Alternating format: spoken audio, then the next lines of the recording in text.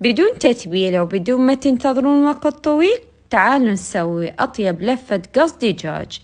طريقة سهلة وبسيطة، ومثل ما تشوفون الدجاج طعمه صار كلش طيب وطري كلش. سويت وياها صوص للتغميس. تعالوا نسويها أنا وياكم، طريقة سهلة وبسيطة. صدور الدجاج قطعناها بهذا الشكل، أضيف عليهم ملح وفلفل أسود وثوم مطحون، وملعقتين كبار من اللبن، وملعقة كبيرة من الكاتشب. وهنا عصرت نارنجة كاملة وخليتها. ضروري يكون نارنج مو ليمون، لأنه طعمه كلش راح يعطيكم نكهة خبل. تبلت الدجاج، خليته على جهة، خلينا الطاوة على النار وخليت بيها شوية زيت زيتون، وضفت عليها الدجاج. تعدلوه وتطبقون الطاوة بدون ما تحركون نهائيا. بعدها من يستوي الجهة هذه راح نقلبها شويونة، وراح يستوي الصدر دجاج كامل.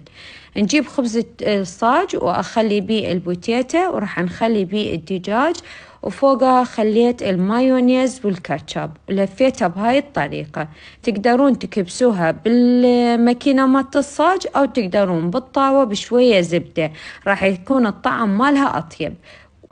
طلعت لفة تجنن، لازم تجربوها. علينا وعليكم بألف عافية.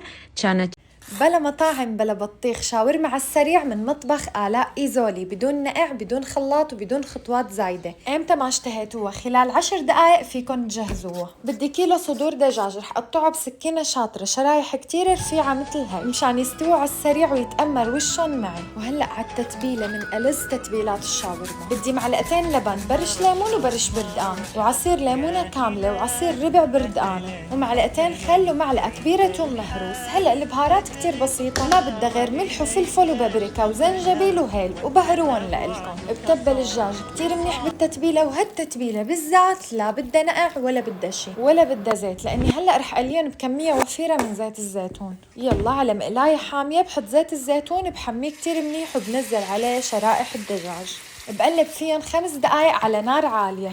هلأ بصفي التتبيلة الزايدة وبخليها على جنب مشان حمص فيها السندويشات، بخليهم على نار عالية مشان يتلدوعوا. أنا بحب لف الشاورما بالخبز المشروح، رغيف كبير بطوي على طاقين مشان ما تطلع السقسقة منه. رح حط كريمة توم، ورح حط دبس فلفل حدي اختياري ومخلل. شوفوا لي ما شاء الله على هالتحميصة، كأني قاشرتن من على سيخ الشاورما. يلا ندعم السندويشة بالدجاج ومنلفها كتير منيح مشان ما تفتح معنا وقت التحميص. وبتتذكروا زوايد التتبيلة اللي خبيناهن بنحطهم بالمقلاية اللي قلينا فيها الدجاج، بنحط السندويشات، بنسقيهم من الجهتين وبنحمصهم.